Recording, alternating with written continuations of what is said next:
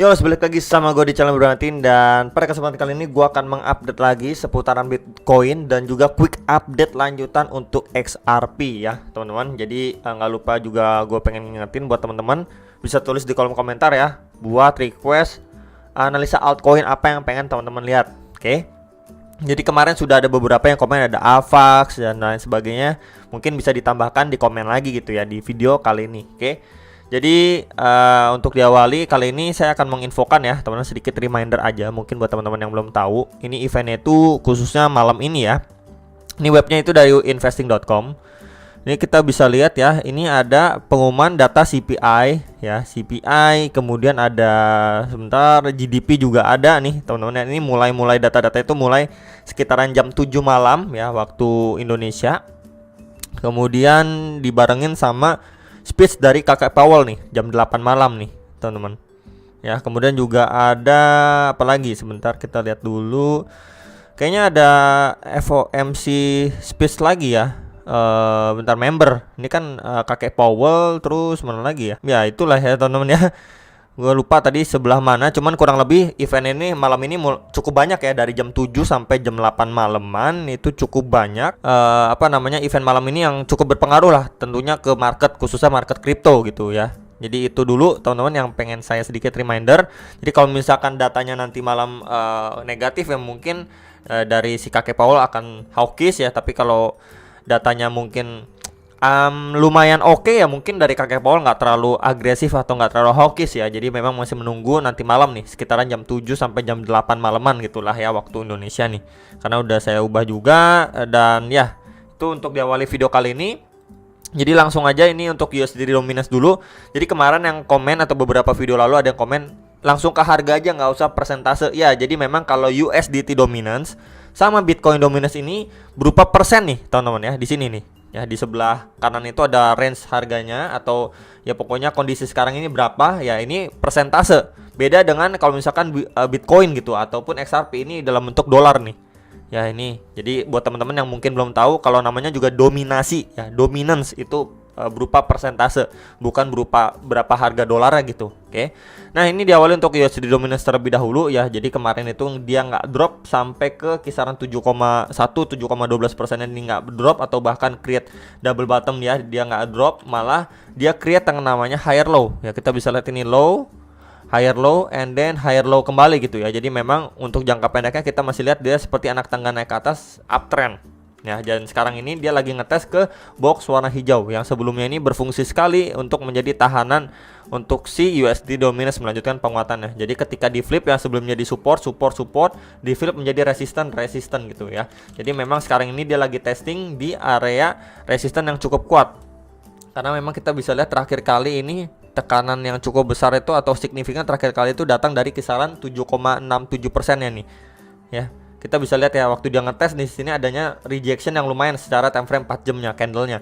Jadi memang ini perlu sekali kita waspada ya, kalau misalkan dia let's say mampu break dari sini, wah untuk Bitcoinnya bisa kembali lebih endorser lagi. Tapi kalau misalkan dari sini dia kena reject ya, area berapa yang potentially dia akan visit kembali ya secara 4 jam time frame, yaitu di box warna merah bawahnya nih yang sebelumnya berfungsi menjadi area resisten ya, kemudian di flip menjadi support, and then ketika dia koreksi pun ya kurang lebihnya ngetes ke kisaran 7,39 7,4%, sekitar range area ini nih ya, di box warna merah ini yang perlu sekali diperhatikan. Oke.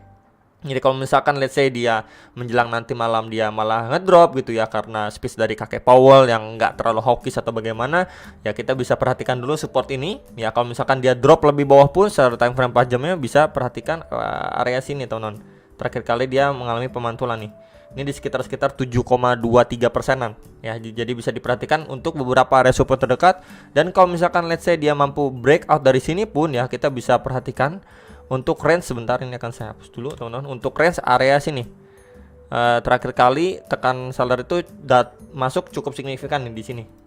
Oke, kalau misalkan area sini let's say dari area sini itu mampu di break, ini next target itu kisaran 7,89 sampai 7,95%. Ya, jadi itu area-area resisten yang perlu diperhatikan dan juga beberapa area support yang perlu diperhatikan. Jadi kalau misalkan dia melanjutkan penguatan yang let's say ke kisaran sini, kemudian di sini kita lihat adanya rejection ya, rejection atau ya pokoknya lihat dulu pergejolakannya seperti apa ketika dia testing. Nah, baru nanti kita bisa make decision atas transaksi kita untuk si Bitcoin. Kalau misalkan dari area sini pun nanti kena reject gitu ya, untuk Bitcoin adanya chance untuk dia rebound gitu, teman-teman ya. Oke, jadi kurang lebih seperti itu beberapa area yang perlu diperhatikan untuk supportnya dan area resistennya. Oke, next untuk Bitcoin dominance, dia sekarang ini sedang testing ya, ngetes EMA34 secara time frame 4 jamnya. So kalau dia mampu break ya OTW ke box warna hijau atas ini sekitar 43,76 sampai 43,9%.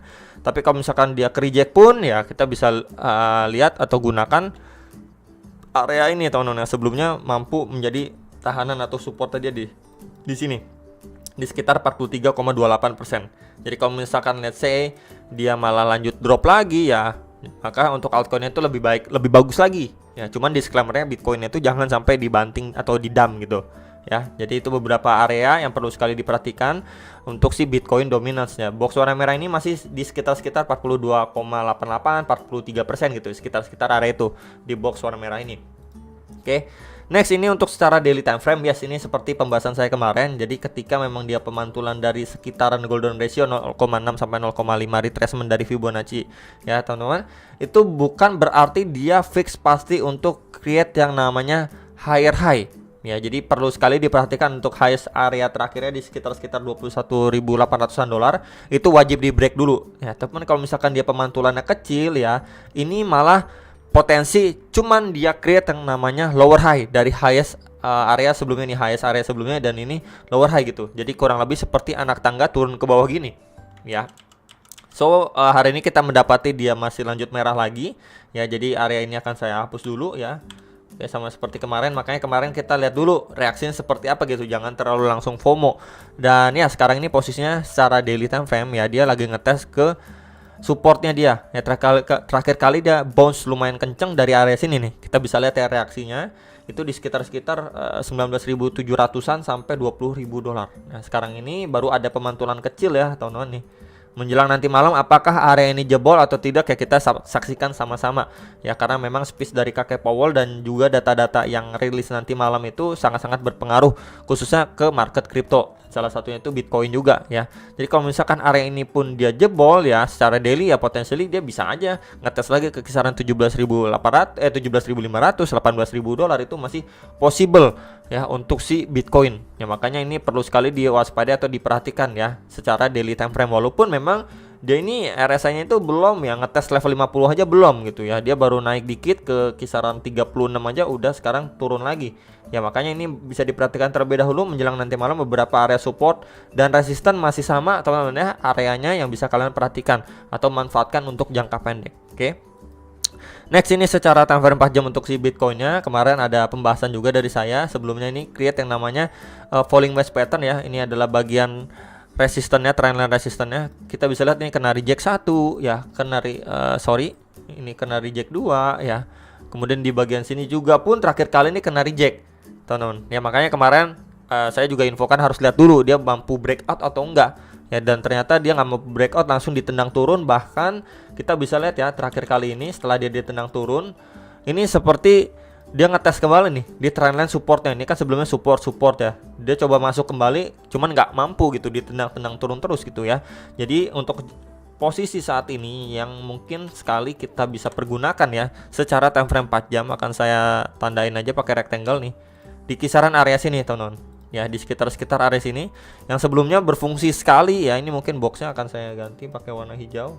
Ini menjadi area tahanan atau support pada pergerakan si Bitcoin ini sejak 20 Juni ya. Kemudian ini kisaran 22-23 Juni ya tuh ya. Dan sekarang ini dites kembali apakah kali ini jebol gitu ya. Makanya kita lihat bersama-sama teman-teman. Jadi secara overall memang seller ini benar-benar masih memegang kontrol lah ya. Ini kelihatan jelas banget downtrend ya untuk time frame 4 jam.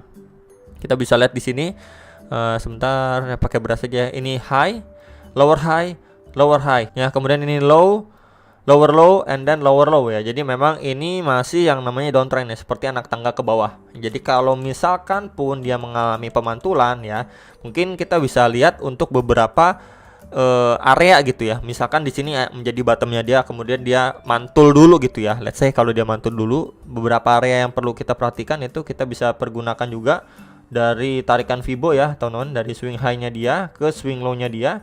Ini beberapa areanya itu di sekitar 20.600, 20.800-an sampai 21.100 dolaran. Jadi itu beberapa area yang masih possible untuk dia gapai secara time frame 4 jam. Golden ratio-nya plus juga ada EMA 34 nih. Itu garis warna birunya nih. Ya, jadi ada beberapa area ini yang tadi sudah saya sampaikan untuk area target resistance terdekat secara time frame 4 jam. Oke. Nah, kemudian kalau misalkan kita turun time frame ke time frame 1 jam yang lebih detail lagi ya. Nah, ini mungkin dari teman-teman bisa lihat juga ya. Jadi area resistan untuk time frame 1 jam yang benar-benar perlu diperhatikan itu area sekitaran area sini. Ya, ini sekitar 20.360 sampai 20.455 dolar ya secara time frame 1 jam untuk Bitcoin, dan ini akan disusul juga ya, dihampiri oleh EMA 34 atau garis warna biru ini. Jadi soon or later dia akan masuk ke box ini. Jadi bisa dipergunakan dulu untuk area target resisten terdekat ya secara time frame 1 jamnya. Ya, jadi kalau misalkan dia mampu break ya dari area sini ya, dia mampu break out gitu ya, maka tadi kita sudah lihat secara time frame 4 jamnya beberapa area yang masih possible untuk dites dulu sama Bitcoin gitu untuk jangka pendeknya ya. Jadi bisa diperhatikan dulu untuk target area resistance terdekat, dan tadi support-supportnya sudah saya sampaikan untuk Bitcoin. Next, ini sedikit update untuk XRP ya. Jadi kemarin sudah saya sampaikan untuk supportnya ketika dia breakdown ya, ngetes ke kisaran 0,335, dan ini sudah terbreakdown kembali ya. Jadi potentially ketika dia breakdown ini akan testing di box warna merah bawah ini ya. Next support lagi ini di sekitar area 0,316 sampai kisaran 0,321 dolar, sekitar area itu ya yang potensi untuk dites atau divisit sama si XRP secara time frame 4 jam. Ya, palingan itu dulu teman-teman untuk si XRP. Kita lihat dulu nanti reaksinya seperti apa. Apakah dari sini ada reaksi dari buyer yang menahan gitu ya, akhirnya dia bisa bounce dulu, rebound dulu, atau malah dari area ini dia dibablas aja gitu. Ya, kalau misalkan kita turun time frame 1 jam, di sini kelihatan lebih clear, lebih jelas lagi ya, teman-teman. Kalau misalkan area ini dibablas sama dia, kita bisa pergunakan beberapa next support lagi. Terakhir kali dia mengalami istilahnya pemantulan atau bounce. Ya, di sini ya, tuh. Itu di sekitaran 0,31 dan di 0,3 dolar. Ya, yang bisa menjadi area support yang kita perhatikan, atau ya kita perhatikan dulu lah ya, ketika dia visit ke beberapa area itu reaksi dari buyer itu gimana, signifikankah atau nggak ada sama sekali bahkan, atau benar-benar lemah gitu ya, sehingga XRP nggak ada bounce dulu gitu, nggak ada pemantulan dulu ya. Jadi bounce dulu yang maksud saya itu seperti apa, kurang lebih seperti ini nih contohnya teman-teman ya. Jadi ketika memang dia turun nih, kemudian dia sedikit sideways, baru bounce sedikit gitu ya, sebelum melanjutkan penurunannya gitu. Nah, maksud saya itu bounce seperti ini yang perlu diperhatikan atau diwaspadai nih. Ya, ketika dia going down ya, kemudian ini mantul dikit sebelum dia melanjutkan penurunannya lebih dalam. Nah, hal seperti ini yang benar-benar perlu kita lihat dulu reaksinya seperti apa di beberapa area support yang tadi sudah saya sampaikan ke teman-teman gitu ya. Jadi ketika memang dia udah visit ke support ini, ya mungkin bisa sedikit bersabar dulu gitu ya. Lihat dulu reaksinya seperti apa. Tapi kalau misalkan dibablas seperti ini, ya bisa nunggu dulu, wait and see dulu sampai dia ngetes ke next support bawahnya gitu ya. Itu aja sih dari saya, saran saya. Ya, balik lagi kalian ke trade plan kalian masing-masing sebelum make decision atas rasa kalian masing-masing, dan sampai jumpa untuk next video. Sam Profit.